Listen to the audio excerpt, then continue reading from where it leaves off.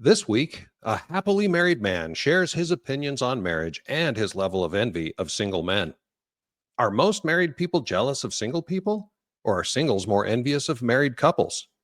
And later, a listener asks if love even matters since her partner checks the rest of her boxes. Welcome to the talking phase. Hello and welcome to another episode of the Talking Phase podcast. My name is Tom and I am joined by my incredible co-host Pam. She's amazing, as everybody knows. Pam, what's happening? Well, I'm so busy being amazing, so I barely have time to think about anything else.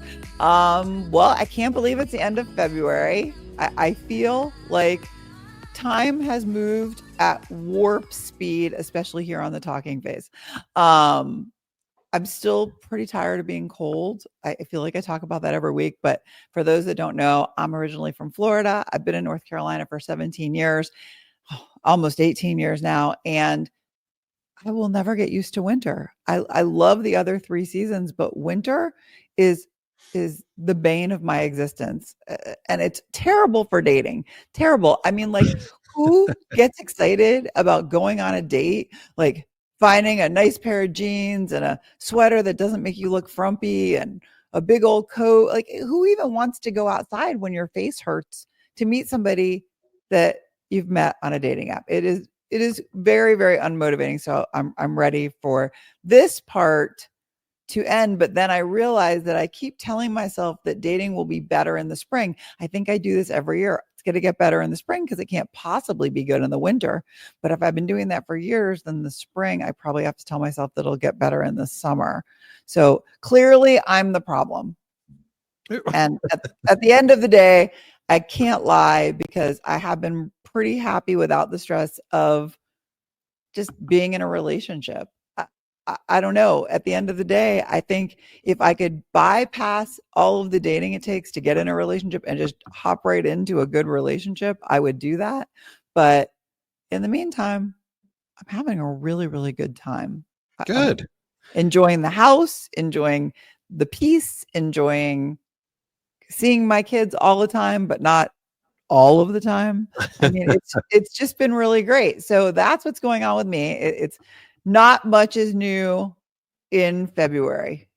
What is new in February in Utah? Well, you just said something that I hadn't really thought about. You said, who wants to find a sweater that doesn't make you look frumpy or something? I don't remember how you said it, but it dawned on me last weekend. Laura and I went out and it's the first time since we've only dated during the winter. So she's always worn sweaters and coats and all the stuff that you were just talking about. Right. And we went out to this show and she was wearing, it was still a sweater, but it was more form fitting. And I realized it's the first time that I've seen her in a form fitting anything, top. And it was a very pleasant view, I'll be honest, but you just saying that it was just something that reminded me that last week she opened the door and I went, holy crap. It was like I just hadn't seen this. So very exciting. But clearly, Tom, you're letting us all know that you haven't seen this because you were so excited by what you saw. Yeah. You're kind of letting us know where the relationship stands. Yeah, it's pretty exciting. Anyway, boobies, yay! Yes. So the yes, I'm dying. That's great. So what's going on with me? Let's see. The day that this drops, this is dropping on February 28th. So tomorrow, I will be 57 years old. Happy early birthday. Thank you. On the day of our Lord, 1968, March 1st, 1968, Tom Milligan joined planet Earth, and nothing was ever the same after that. But I'm just excited to have you join me in the 57 club. Yes, that's right. Yeah. So Pam is no longer older than me. Yes. We're the same age again. I love it. Other than that, heading out to see Quiet Riot tonight. Jesus, you guys are always seeing some kind of heavy metal concert. Yeah, we love it. So there you go. So we just found a way to do it. But so life is pretty damn good. Not going to dig into that any further. And instead of introducing Brian, like we do sometimes. Brian, rather than asking how you're doing, I'm going to ask you to kind of be a quasi guest on the show today. I've got a couple of quick questions for you. Is that okay? Oh, I feel like I'm on like a dating game, Tom. This is fun. Oh, that's right. At the end, I'll say, how did the date end? Can Brian be like on the screen so that people on YouTube can see Brian? Ooh, that's up to Brian. Oh, let's see if I can actually get a good vision here. Because I got very bright lights behind me. Fix your makeup. There we go. All right. Oh, there he is. So Brian is online. Brian Nichols. All you women who wonder about Brian, this is your chance to get on YouTube or Spotify and you can see the video live. Yeah, this is great. So here we go. So the reason I wanted to talk to Brian today is because, well, even though I'm in a really great relationship with Laura right now, things are going well. It's still brand new. But I also look at our friend Brian and I'm a little bit jealous. Not only of these incredibly good looks. I mean, let's just face it. Brian, he's very handsome. Don't think I haven't noticed. Hairline. Hey, that's okay. But I think you'll see why I'm jealous in just a minute. So, Brian, I'm just going to ask you 3 or 4 questions I've got written down here. Most of them are kind of on a scale of 1 to 10. Okay. 1 being not at all, and 10 being like 100%. Okay. Roger. Here we go. Question number 1. Scale of 1 to 10. How much do you love being married? 10. 10. Yeah. Look at that. No hesitation whatsoever. Oh, I love that. Yeah, me too. Next question. Scale of 1 to 10. I know I make you travel for work a lot. Sorry about that. How much do you hate being away from home? Oh, 10. Not even a question. Okay. Ding, ding, ding, ding, ding, ding, ding. And next one. How much do you love coming home to her? Not even a question. 10. Duh. Well, again, maybe sometimes. Okay, here we go. Next one. This is not 1 to 10. Can you imagine ever wanting her not to be there for any reason when you get home? Nope. Okay. Even if you had a shitty trip or a shitty day at work, do you still want her to be there? I need her there. Yeah. Okay.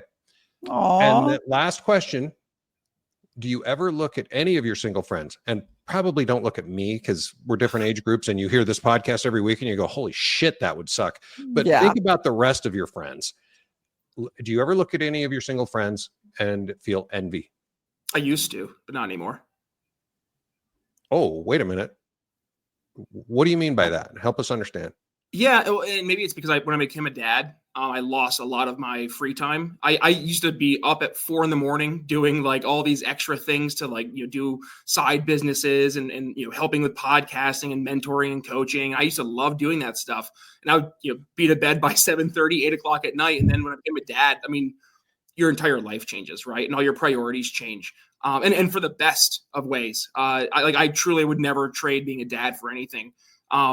But I guess looking back to when it was like just us, there were times I was a little jealous, not so much in terms of like jealous that you can go out and date, but it was more so jealous that it felt like they had more air quote freedom. Because they, I'm just gonna go to the gym, right? I'm just gonna go work out. I'm gonna go spend 2 hours doing whatever. And it used to feel more like, I had to do this with my wife. But then it really changed. Like I'd say probably 1 year, 2 years, and we've been dating for a long, long time at that point too, into our marriage though, where I was like, no, like I love hanging out at home with my wife. I love when we go out and do things together. Like this is something that my friends don't get to do. When I hear them complaining about how bad the dating life and market is, sorry guys, but like I hear that, right? And they're like, I'm like, yeah, I get to go home to my best friend. That is so awesome. So that thank you, Brian, and feel free to stick around as much as you want here. That is why I'm jealous. Besides the good looks, but I don't think Brian's jealous of my life. And he, even if it had been during those first year or two of your marriage where you said you might have been jealous of your single friends a little bit, I don't think he would have been jealous of my life. But the thing is, though, I'm jealous of Brian because of the way he said that. You see that no hesitation whatsoever. Scale of 1 to 10, 10, love her, want to be with her. She's my best friend. Do you ever want her not to be there? No, I need her there. I mean, who doesn't want that? I mean, I want that. Nobody I know doesn't want that. Exactly. So anyway, so that's what I want to talk about a little bit today is this either, bye, Brian. This either real or perceived jealousy between married people and single people. And by the way, just so that we're all speaking the same language here, when I say married, I don't necessarily mean like with a actual marriage certificate. I mean married. To me, I'm going to say married, but I mean people who've been living together, who are in a cohabitation situation, not Right. just dating. That's just, I'm going to use married because it's easier to say. Everyone good with that? Good. So with Yes, they that, are. Pam, Yes. I need to ask you not the exact same questions, but you're single. You've been single Yeah. for 5 years or so. Yes. Are you jealous of your married friends, or are they jealous of you? I don't have that many married friends. I forget we're using married loosely. I Right. have friends that are in long-term relationships, and I do have some friends that are married. Wait, sorry, I'm going to interrupt. I don't mean long term. I mean cohabitating. That's a very important distinction Okay, for this living together. conversation. I I hate to admit this, but I think I only have 3 or 4 couples that I know that are cohabitating. And of all of the couples that I know that are cohabitating, I'd say it's split in the middle, whether they're happy or not. And it's very hard for me to not base my answer on the fact that I know whether they're happy or not. So, as far as being jealous of married people or people that are living together, um, I'm jealous of people that are in good relationships, living with somebody that they love, that feels the way that Brian feels. Mhm. I am not jealous of the rest of the people who are kind of where I was 6 years ago, going through the motions of a bad relationship, staying in it because we have kids, staying in it because it's scary out there. So no, I'm not jealous of the people that are in relationships that I know, but I am jealous of the idea of There it. you go. You know, I'm like jealous of Brian and the idea that Brian actually is living. I'm with you 100%. Brian's very young. In my 30s, in the beginning of my marriages, and I've been married twice, I didn't want anything other than to be married. I was very happy in the beginning. In each relationship, I had a child. I felt the way he does about having a child and a partner. Um, I definitely don't want to go back in time to those relationships. But at 57, I still am holding out.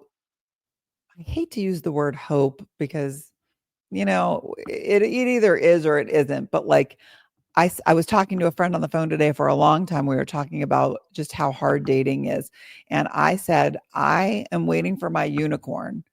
But if I don't meet them, I'm focusing on what I have. And what I have is the ability to have a great life without a significant other. And Mhm. so I'm trying to stay focused on a bird in the hand is worth two in the bush. I'm trying to stay focused on what I can have. I don't have control over somebody coming into my life and showing me that they're the person I've been waiting for my whole life.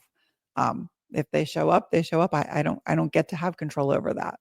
I don't know if I Yeah. answered your question, but Yeah, no, I think you did. And I'll tell you, it's funny because as we were thinking about the getting ready for this show, I started, I wrote down those questions for Brian, and and Brian, once again, thank you for being honest about that. I hope you were honest. Um, Mhm. for for your marriage's sake. If his wife listens to the show, then she's gonna be happy. But I was thinking about those questions, and I'm like, okay, so why is it that that what is it about Brian's life that I like? I mean, clearly, having someone to come home to after a trip. We both travel a lot for work, and we both go to the office. Uh, Brian has a different office than I do, but we both go to the office. We both go home. I come home to an empty apartment. Brian goes home to a loving wife. Um, I enjoy cooking, and most of my favorite memory, not most, a lot of my favorite memories from my marriage was cooking together, just because it's kind of building something. I know it's kind of silly, but um, all these things that Brian has in his life. Someone like the other night, Laura was over here. We're watching a show. and something really cool happened in this show. We're watching Day of the Jackal. If you haven't watched it, holy shit. I love it. I'm on Wow. episode 5. And anyway, something like totally crazy happened, and I paused it, and we both were looking at each other like, holy shit. And we end up talking about it for a minute or two. That's cool. You don't do that unless you're together. I love that. And then another one, grocery shopping. I know it's dumb. I miss grocery shopping with my partner. How dumb is that? Dumb. But the other thing is, I like to take care of someone, and I don't mean like, I just like to serve the people I love, and I don't have that. I mean, yes, I can serve Laura, but she lives 45 minutes away, and I don't see her every day, so it's different. But then here's the other thing. So those are the things that I'm jealous of. But as I thought about it, going, okay, what are the things I'm not jealous of? It's the same damn list. Sometimes I want to come home to an empty apartment. Yeah. I want to cook alone. I want to cook whatever the hell I want and not have to worry about making somebody else happy with it. Right. Sometimes I don't want to pause the show. I want to just keep watching. And so I go through that same list. I'm like, shit, what does this mean for me? Well, I mean, when I listen to your list, I mean, when you talk about the wonderful things about being in a relationship, like I feel all of those things. Those are the things that I miss about being in a relationship. And you didn't even like venture into travel, like right. I want to be able to wake up on it. Like I remember when I was married, I woke up on a Thursday and we weren't living together yet, but we were talking about it. And I called him and I said, let's go on a cruise. We were living in Florida. I said, let's go on a cruise. It leaves tomorrow. It comes back Monday. My treat. Let's go. And we went on that cruise. That's awesome. Like, who am I going to call to go on a cruise with me for 4 days? Like if I want to just take a 2.5-hour drive to the beach or the mountains, having somebody that you can do those things with is not overrated. But I'm not positive you need to be living with somebody to do those things. You just need to be in a good, solid relationship. You're already doing a lot of the things with her that I wish I had somebody to do with, and you don't live together. For me, I think that the living together part is overrated. And I would love somebody to come along and change my mind and for me to be like, I need to be with you all of the time. If I'm not with you, I'm just going to be thinking about being with you. I remember feeling that way before I got married. That was 25 years ago. So I can't imagine somebody coming along and making me feel that way. But again, if we're talking unicorns, and if there's a unicorn out there, I hope that he finds me because I would love to feel that way. But in the meantime, I'd like all those things, someone to cook with, someone to talk about the show with, somebody to travel with. I don't even need them to live with me. I just need that type of relationship. My marriage was so bad that I needed to take years to get my head on straight after that. And I always thought I would grow old with somebody. And now I spend a lot of time thinking about what does it look like if I do always come home to an empty house? Well, quite honestly, it's not nearly as bad as I thought it was. And it's a big house, but it's not that bad. I don't know that I want to share my space with somebody else. So I'm just like you. I mean, and we've talked about this in prior episodes. It is a very big divide between wanting to live happily ever after in the same house with somebody and having your own space, your privacy, do whatever you want, fart whenever you want, sleep when you want, wake up, whatever music's playing is whatever you want. I mean, there are really great arguments for both things. Yeah. And so I always wonder, is it really about being, I want this or that, or is it just the grass is always greener on the other side? Is that how this all comes up? God, that's such a great question. When I was married, I didn't think the grass is greener when you're single. I thought I'm going to meet somebody who's going to make me much happier than he does. And that will make the grass greener. And I never met somebody who did make my life so much better.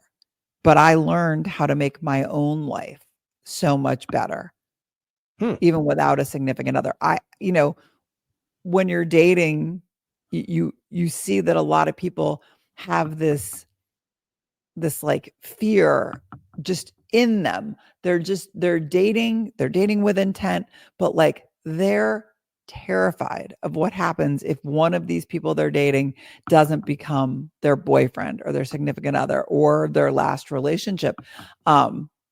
It's just that it reeks of desperation, and I don't want to go to that place ever. And so I think right after my marriage and my divorce, I did think I needed to be in a relationship. I did think the grass was greener with somebody who would love and appreciate me and not walk all over me and talk down to me and just treat me like shit. I just needed somebody to appreciate me for who I am. And it's been 5 years, and I've met plenty of people who I think would have fit the bill for that, but just whether it's lack of chemistry or not having enough in common or just all of the things that go wrong when you're just in the dating phase with people, it didn't work out long term. And so you wind up with a lot more time alone than you do with somebody. And in that case, you have to do what's going to make you happy and be with people that are going to bring you joy, even if it's not the love of your life. Yeah. Well, I will tell you, again, I spent a lot of time thinking about this because, you know, I'm in a relationship, for the first time in a while, and it's going well. And so my brain thinks, okay, 6 months from now, a year from now, how does this look? Mm. And that's what got me thinking about this. Is it better to be what was that episode we did, Together Apart, or what is that called? Yeah, that's what it was. It was Together Apart or Yeah, living Together-ish. together apart or something like that. Together-ish. Yeah, together-ish. But that is the movement. It's called Living Apart Together. Yeah, and I think I said then, and I still think I don't like that. I mean, even though I said that my lists are the same, the reasons I want to be with someone and the reasons I don't, I think I have to lean on the I would like to be with someone, because I do like that. It's hard for me to imagine a real partnership unless you're together, and that's just me. Living together. Yeah, and I'm not suggesting that that's how everyone should feel. I'm just saying that's for me. But as I was preparing for this and thinking about it, about why people are jealous or not jealous and stuff like that, I ran across an article in Psychology Today that actually said, and I'm gonna cut all the way to the credits and say I think this is horseshit. Okay, just utter and complete horseshit. They said that singles aren't jealous. They've just been taught by society that being married is preferable, so they're ashamed. So Psychology Today magazine literally said that anybody who's single and thinks that it's better to be married, it's because they've been shamed by society into thinking that. And I'm going, that's horseshit. I'm not ashamed of being single. I'm not shamed into wanting to be in a marriage or a cohabitation situation. It's just I've been single and I've been in a decent marriage, and I prefer the decent marriage part. That's Right. To me, that's it. So there's no shame. What do you think? Well, what I think is that whoever wrote that article wrote it 10 years ago. I think we're living in a society now where almost everybody that I'm friends with is dating, but we're all single. And there's no shame in being single. There's nothing embarrassing about it. There's also no shame or embarrassment in the fact that we are open to meeting somebody that would make our lives better. But when we sit down and talk, and I have dinner tonight with one group of girls and dinner tomorrow night with a different group of girls, and no matter how many people I get together with, and no matter how many female friends I have, we all seem to have the same school of thought. And that is that we would rather be single forever than be in a bad relationship. And that's not to say that your list is not right. I do remember when we were talking about living apart together, you did come down strongly on not being for that. But then in the following episode, I remember saying I converted you because you were saying I really enjoy my space and I could imagine being in a relationship and not giving up your space. And that has always kind of been my goal over the last couple of years. I mean, that's not to say that there's not something very comforting about the idea of living with your person and waking up to them and going to sleep with them. And I talk about Nikki and Adam, that's my daughter and her boyfriend, all the time. And there's no question in my mind that they love living together. And they will be a great married couple also. We were all great married couples at some point, most of us in our lives. Yep. But here's the thing. I do believe firmly that the right relationship is going to fill the void of being in your house alone, whether you're living with that person or not. If I'm in a great, loving relationship with somebody and we're not living together, I'm still going to be perfectly happy watching TV or making myself something to eat and eating in front of the television and talking to them on the phone for an hour or two or texting throughout the evening. I feel like my life can be full whether I live with somebody or am married to somebody in a relationship, but it can also be full if I don't find that person or if that person doesn't find me. Because if I think any other way, it's going to be depressing and I'm going to start to feel like these women who seem really desperate to me. And I don't want that. Like, it's so unappealing. Like these chronic daters who are just, their goal in life is to find someone, and it's anyone. Yeah. I just don't want to be like that. At 57, what do we have? Like 20, 30, 40 more really great, vigorous years. I'm giving us tons of grace. I would like them to be peaceful and good and kind and calm. And you know what? I love my friends. And if I find a man who loves me that I love, that will be the icing on the cake, but it will not be the whole cake. Yeah. So I so to me, something happened earlier this week. And again, this was not in my notes, but I will say, I don't remember what night it was this week. I came home from work. Laura and I didn't make any plans that night. I came home from work.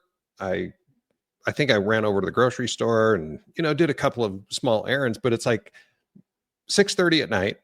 I'm done with everything for the day. And so, like you, I sat down and I'm going to watch a show. And I'm in the middle of Sons of Anarchy right now. And by the way, Clay is a fucker and that guy needs to die. Such a good show. God, I hate that guy though. Anyway, I finish, I'm watching the show and I know that Laura is just sitting at home because we were texting, and it's not like we're texting every 2 minutes. We do not have that kind of a thing. It's, every hour. Sporadically. Yeah. Right. So, but I know she's just sitting at home. She's watching a show. And I remember thinking the other night, what a waste. I could be sitting here holding hands.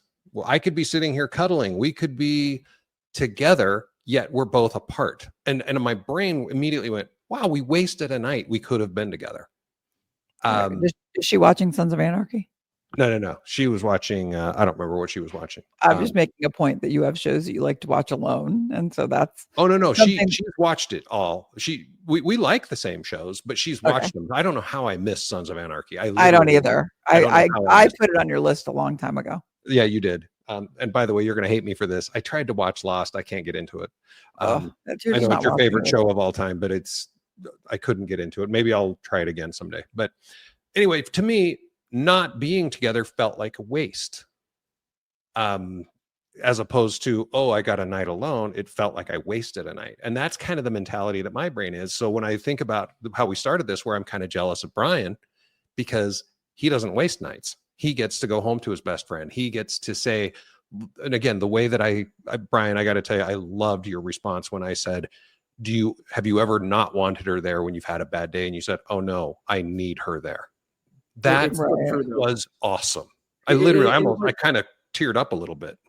Well, and like we all have those terrible days, and like it's one thing. Like I remember back before my wife, and like you have those terrible days, and you just sit there by yourself, and to be able to talk through things with someone who, like, they have a vested interest in your life, and like she loves me and can tell me hard truths and can tell me, when I'm doing good and when I'm doing bad. And like, just to be able to have someone there that I know is like, they truly have my best interest at heart. Like that's something just you can't put into words, it's awesome.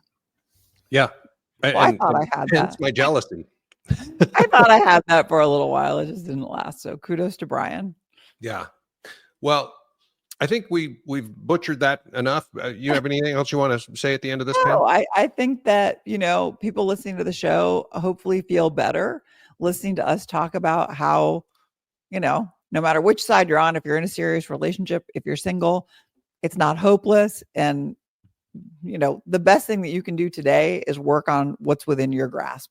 And we don't control what other people do. So, you know what?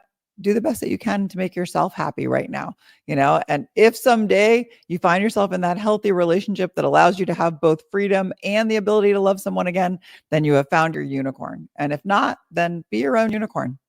There you go. Love it. Be a unicorn. I love Be your that. own unicorn. So I before just we move came on, up with that. That wasn't in my notes. oh, there you go. There's Pam winging it. I don't have any notes.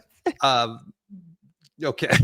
All right. So let's do this. Before we move on, like I do every single week at this point, take a minute right now if you can, rate and review the show. It really, really helps us grow the Talking Phase family. We love those ratings and reviews, not just because most of them are nice. Most people are nice to us and give us 5 stars. By the way, that would be great too. But what we really care about is that you like the show and that you share it and that you rate and review it. And it really does help grow the family. So with that, yes, thank you for everything that you do for us. With that, let's get on to this next segment. You've got mail. Takes me right back to when I had a relationship. Okay, so hi, Pam and Tom.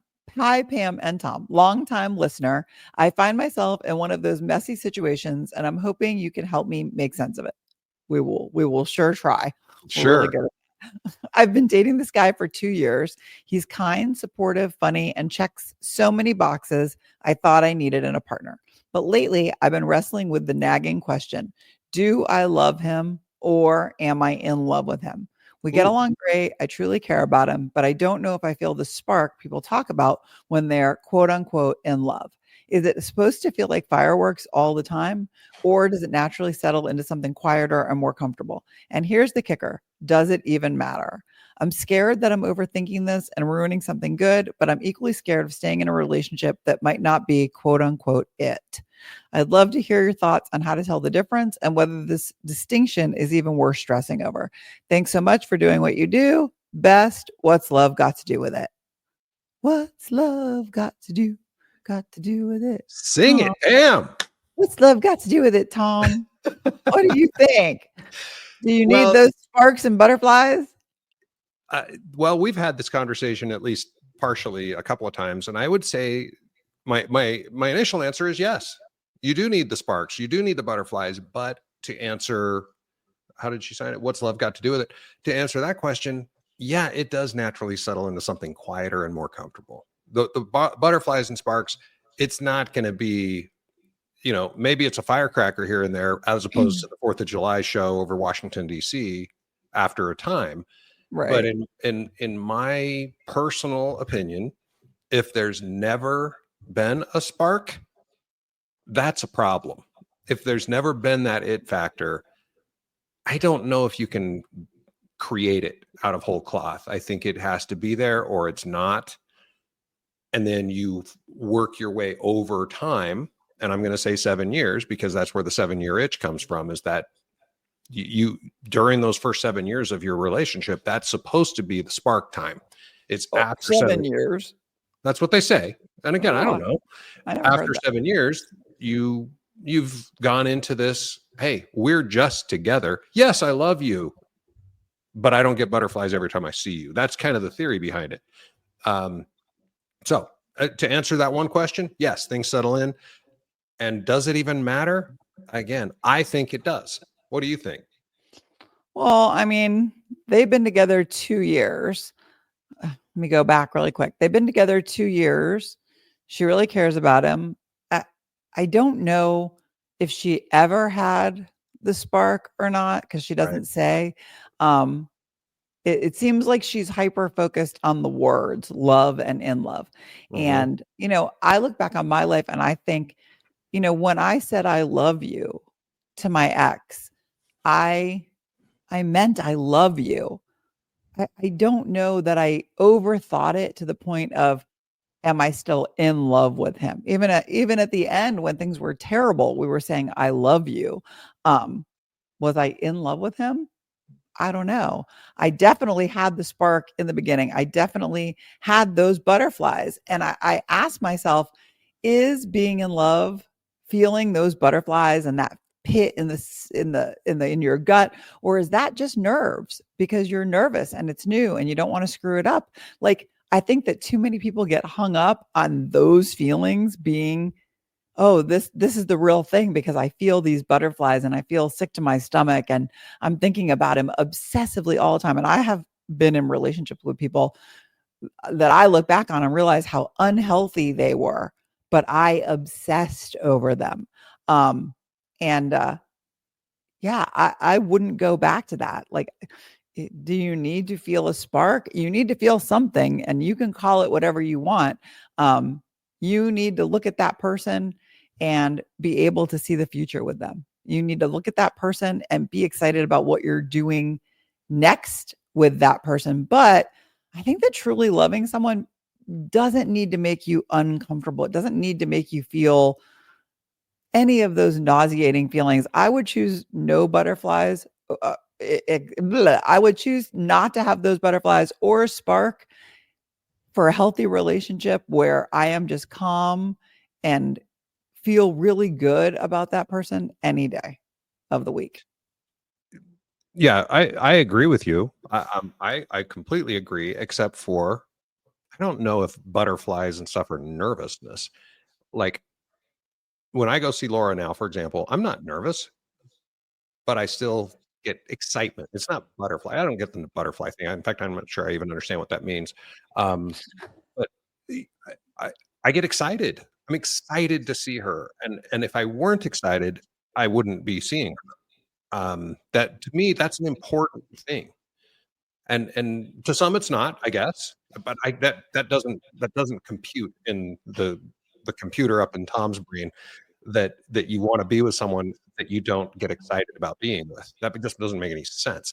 Um, and so I remember you were saying something about, or what's love got to do with it? Said, um, I love him, but am I in love with him? And my sister-in-law, Deneen, asked me literally that exact same question as my first marriage was ending. And she said, do you still love her? And I said, well, of course I love her, but I can't stand her. And that to me, so, and then she said, so you love her, but you're not in love with her. That's what that sounds like to me. Yeah. And that makes sense. At the time, I thought it was just kind of like, what a stupid little statement. It was kind of a stupid little, it was a very popular thing to say back then. Oh, I love you, but I'm not in love with you. But it does make sense now. Because I really did. I guess I still love her to a certain extent. She's the mother of my children. I love her. She's a great mom, blah, blah, blah, blah, blah. But man, I don't want to spend even 5 seconds with her. Can't stand her. So anyway, I think that's kind of where that goes. But there was a spark when we first met, and it lasted about 7 years, ironically. And then, we ended up a year and a half in litigation, and so we got divorced at about 9.5 years. So, anyway, the bottom line is, I think that if there's not a spark at the beginning, you're not going to create a spark. I don't think. I could be if wrong. It's important, right? No, I agree with you. If there's no, like, I even have on my dating profile searching for that spark, because whether it's nerves, whether it's anxiety, whether it's stress, whether it's all things that come with dating in the very beginning, not knowing what somebody else is feeling or thinking, it shows that you care what somebody else is thinking or feeling.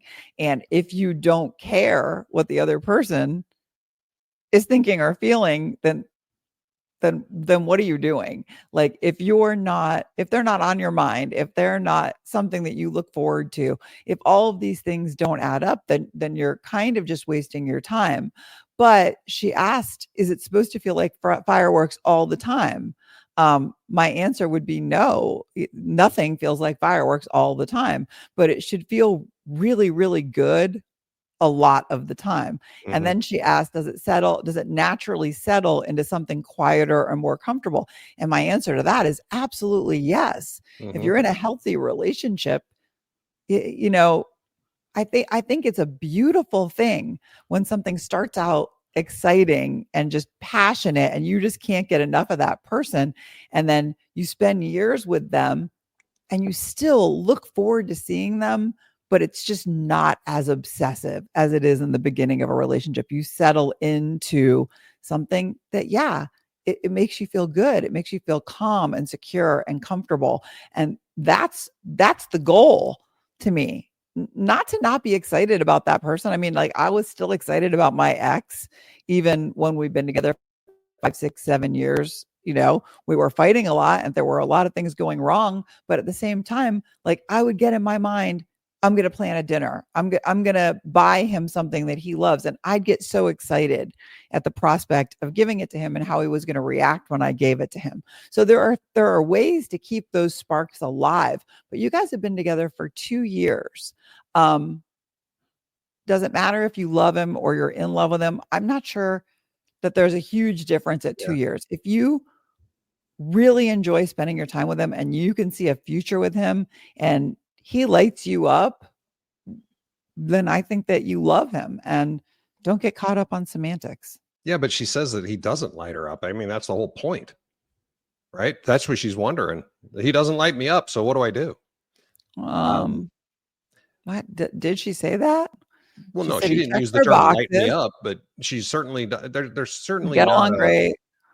She said, yeah, she did. She said, I don't know if I feel that spark. She said, I don't know if I feel that spark that people talk about when they're in love. And how do you know what somebody else is feeling when they're telling you, oh, I'm head over heels in love? For all you know, they're head over heels infatuated or they have a crush. I don't think that you should be comparing yourself to other people. I Agreed. think you It's need all to about you, focus. what you Right, feel. right. You want to Yeah. elaborate on that? No, it's just what you were saying. I'm sorry I interrupted you though. No, I don't mind you interrupting. I want to know what you think. I feel like I spend a lot of time saying what I think. Well, So to me, it like really it does. You can't say, "Hey, my girlfriend said that I should feel this way," and if you don't feel that way, you're doing it wrong. I mean, you have to do what's right for you, not what's right for her. And so, if you feel that you love this man, stay. heck If yeah. you feel something's missing, first off, we say it almost every time. Talk to him. Have the conversation. Maybe you need some counseling, either individual or couples therapy. But this isn't. I mean, you have to make that decision. But I will say, um, I see you got a couple of options. I mean, you're worried about ruining something, and great, you've been with him 2 years. That's a pretty good investment, right? And you said that he checks Yeah. most of your boxes, I think is what she said, which I think is great because we talked about my list and the boxes that need to be checked, and one of those boxes for me is this chemistry, the spark. If there's not that spark, that's one of the boxes, and all the boxes are equally important. We're not grading on a curve. They all pass or they don't. None of them pass is the way it works for me. So if there's no chemistry, I'm out. Period. And if there's no spark, and by the way, that's not all about sex. It's, can I sit there at dinner and just be as excited to be there with her? If that spark is there, it's whatever. But in my opinion, you've just got two choices. You can either calculate and work to fix it, or you get out, because the bottom line is life is too short to feel like you've settled for just good enough. Right. No, absolutely. I mean, I'm not sure. I'm not sure that that she even has a problem. For all I know from reading this email, everything is really great, and she's just been watching too many movies or reading too many books. I feel like we get really caught up in what we're supposed to be feeling based on a lot of these romantic movies and this magic that they portray love as. But after 2 years, if you still really look forward to seeing him and you can imagine a future with him and it's mutual and you love him, no matter how you want to phrase love, I feel like I don't even know that you need what are you going to go to therapy for? I mean, you need to understand, if you sit down and have a conversation with him and you say, I don't know if I'm in love with you based on what you think people talk about according to your email, it's a very good possibility that he's going to say, well, you know what? I want somebody who knows that they're in love with me, and he's gone. So before you sit down and have a conversation with him about this, I think you really need to do a lot of thinking on your own about how much this person means to you and whether you can see the rest of your life with them. If you think you're settling, by all means, have a conversation, get out of this relationship, find somebody that gives you butterflies or makes you feel the way the movies make it look, or your friends say you should feel.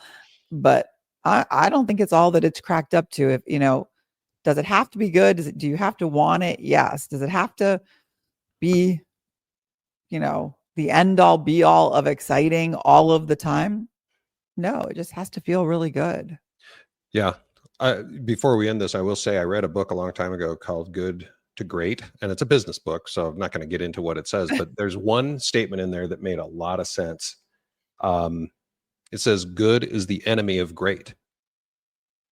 So, and so we deserve, all of us deserve a great relationship and a great life, not just a good one. We deserve a great one. So if your life can be great with this guy and your relationship can be great, make it so. And if it can't, again, that's what I think. It's just good enough is not good enough. But it also has to do with how old she is, what she's been through in her life.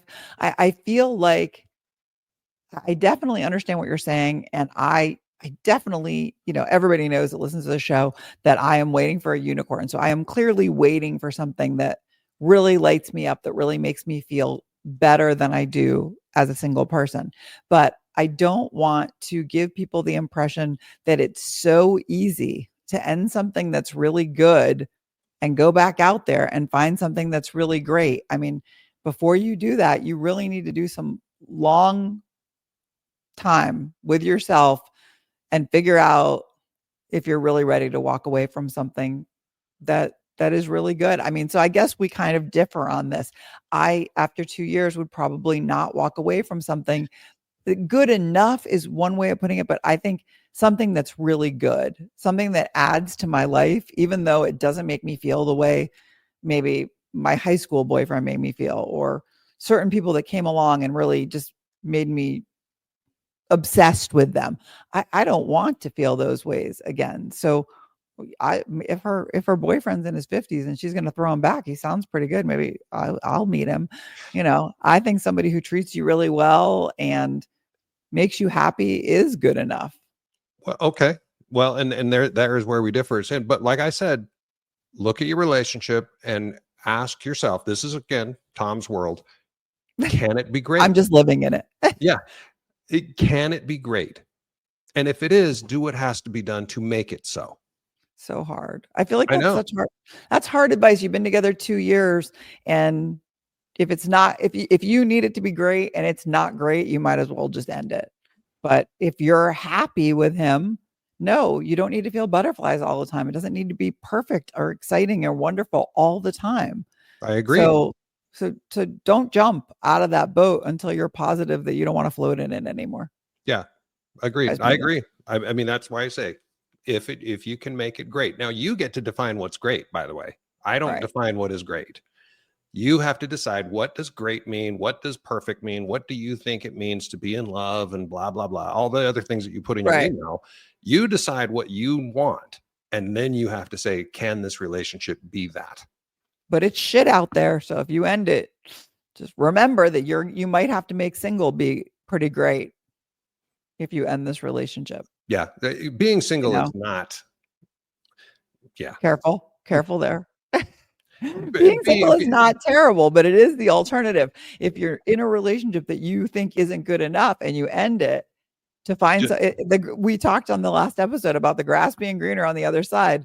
Listen, I have been where you are in that relationship. I have ended relationships with people because I was positive I could find something that was better, more fun, more exciting. Why don't I feel this pit in my stomach? Why don't I feel these butterflies? And it's not always the best thing. It's not. Sometimes what you have is greater than you realize.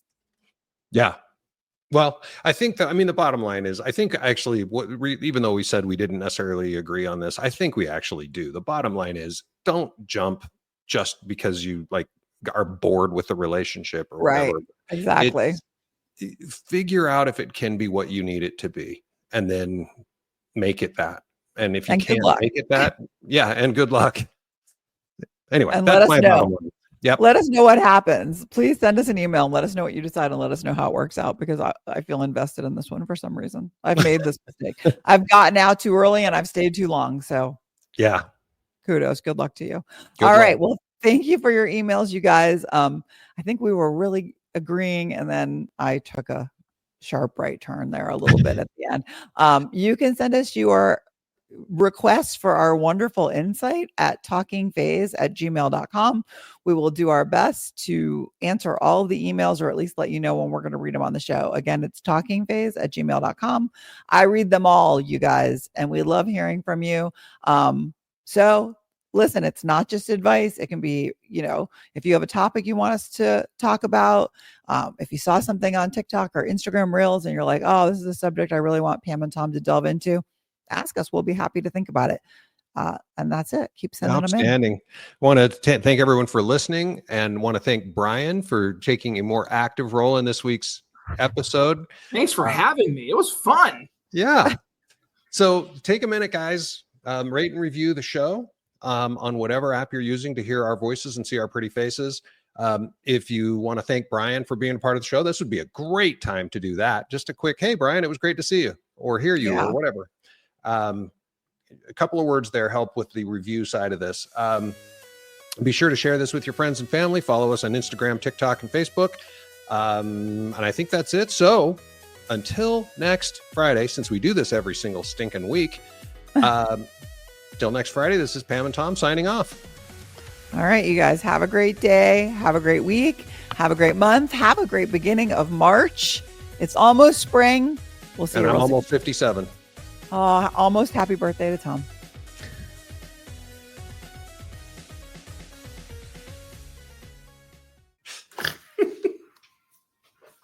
Oh, we're going. Sorry, I'll cut that part. Don't worry. Get going.